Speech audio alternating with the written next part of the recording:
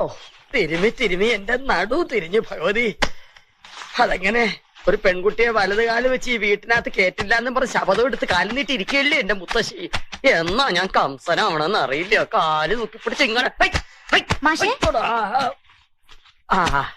മാലു എന്തായത്? മാഷ് എനിക്കൊരു സഹായം ചെയ്തു തരണം. എന്താ ഡൈവേഴ്സ് വാങ്ങി തരണോ? കരുനാക്കൊണ്ട് അങ്ങനെയൊന്നും പറയല്ലേ മാഷേ. നാളെ കുട്ടേട്ടന്റെ ബർത്ത്ഡേയാ. ഇല്ലേ വേണോ നാളെ? ഞാനിവിടെ വന്നിട്ട് ആദ്യമായിട്ട് നടക്കണ ഒരു കാര്യ.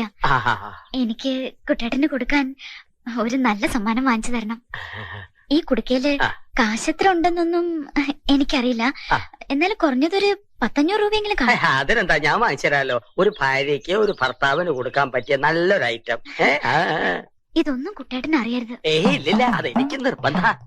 എന്റെ ഭഗവതി, തന്തയുടെ പ്രായമുള്ള അവന്റെ നേർക്കാ പെണ്ണിന്റെ കണ്ണ്. അവളെ പറഞ്ഞിട്ട് കാര്യമില്ല.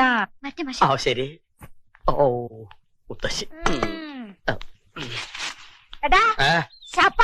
അയലൊക്കെ തന്നെ വേണോടാ ഇത്? എന്താന്നോ ശാരദാമ്മയുടെ മരുമോളായി പോയി. അല്ലെങ്കിൽ ഞാൻ നല്ല പുളിച്ച തെറി പറഞ്ഞു. എന്തിനാ കുട്ടിയെ പുളിച്ച തെറി പറയണേ? അതെന്താ ചെയ്തേ? എന്താ ചെയ്തേന്ന്? അതെന്താ ചെയ്തേന്ന്? അവളെന്താ നിന്റെ കൈ തന്നെ? കുടുക്കയല്ല, കടുക്ക.